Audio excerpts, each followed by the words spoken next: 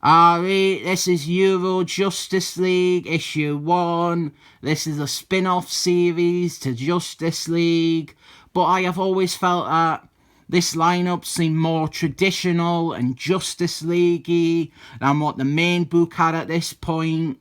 We have got classic Justice League characters like the Flask and Albino Man and Wonder Woman and Mr. Fantasticals.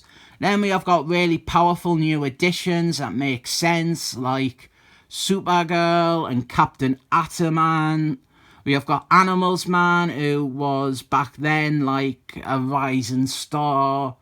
And then the only character who really fits in with the Euro Justice League idea, Red Rocket, who is one of them Russian Iron Man cosplayers.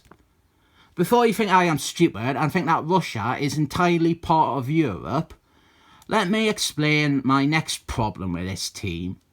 This makes no sense.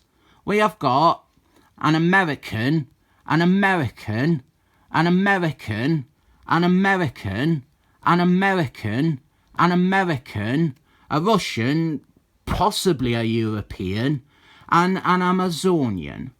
Not a single European, maybe. There's no reason for most of these characters to be in Europe. And to get back to Red Rocket, his reason for being there is because he wanted to be closer to his family and his home country. So at least they give him a reason, and he is the only one who didn't need a reason. But what really confuses us is how on the main Justice League, they have got two European characters, Polaris and Gwen Stefani, and these books are by the same people, and I cannot comprehend how nobody ever pointed out the sensible idea that the European members belong on a European team. I am front-loading this video with a lot of stuff, but Wonder Woman, she's not really part of this team. She's only in this issue. This is written by Kevin Giffen and Jim DeMatteis. As I said, they were writing the main Justice League book too.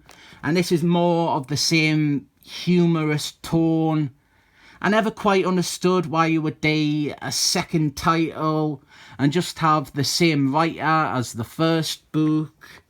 At least in this case, this is a good pair of writers who managed to make the humour nowhere near as grating as it would be in another pair of hands. One thing I like about this book, well, two things. Firstly, a sexy woman in a skirt. And secondly, Captain Ataman. He's actually the leader of the new team. It's really nice to see him get some respect, and the position, it makes some sense since he stepped up to lead all the superheroes during the Evasion crossover. So this, him leading a branch of the Justice League, it's kind of like a promotion on the back of that crossover. Admittedly, a lot of it is played for laughs, with him having to oversee a dysfunctional team and all those little jokes about bureaucracy. But after the character was always pushed to the background when he was in the main book, it is a welcome change of pace to see this writing team actually use him some more. Another thing I like about this team, and I am sure I mentioned this in the issue of this series I reviewed Yonks again, a lot of the characters are happily married. Mr. Fantasticals, he is married. Animals Man, he is married. Red Rocket is married. Albino Man turns out to be married. And I like that. Supergirl too, I really like bringing her onto the team. She is a classic character. And we have also got the Flask. This is the Willie West version. His first time properly being on the Justice League.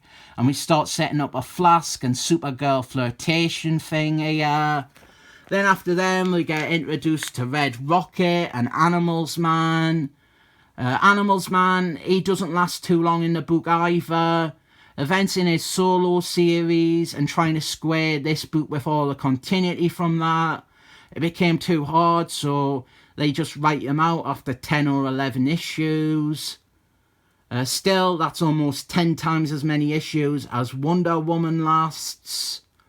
Captain Ataman and the sexy woman in a skirt flirt, and this woman, She is very sexy, but she is also French, so she might not shave her fanny, and that is no good. And when I say fanny, I mean minge. Not an American fanny, which is an arse. But either way, hairy tuppence or hairy bum, she should keep it shaved. And here is most of our team all together. Wonder Woman, she's not there, she is late. I think she only appears in 2 or 3 panels in the entire series. It's pretty funny. I think there was some behind the scenes stuff, like with Animals Man.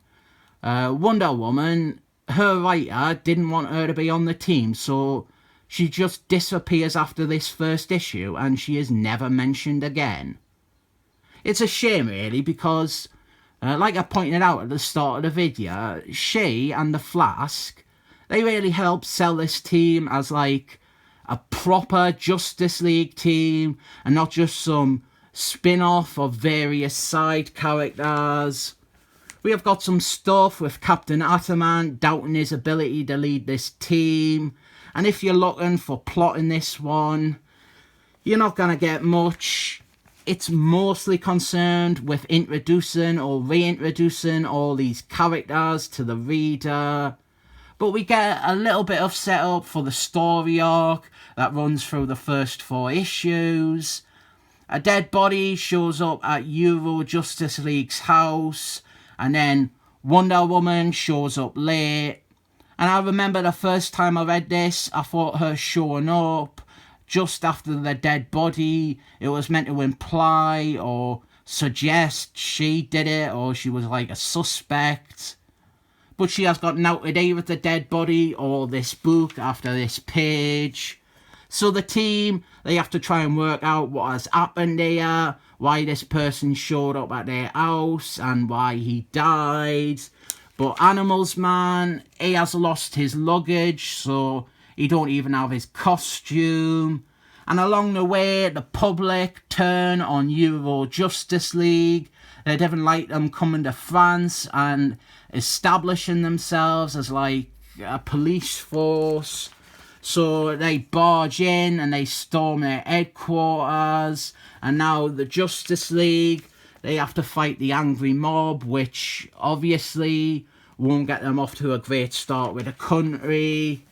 This is the only action Wonder Woman gets to see as a member of this team. Here we're getting little pieces showing us all the team using their various powers.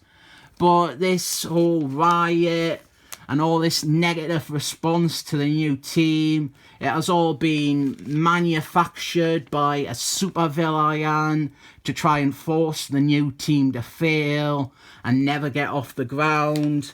And the ending is Captain Atom stepping up as leader and resolving to find a person responsible for this dastardly plot, and together they can stop them. I enjoy it, but I do think that for a secondary Justice League title, it needs more of a spectacular debut.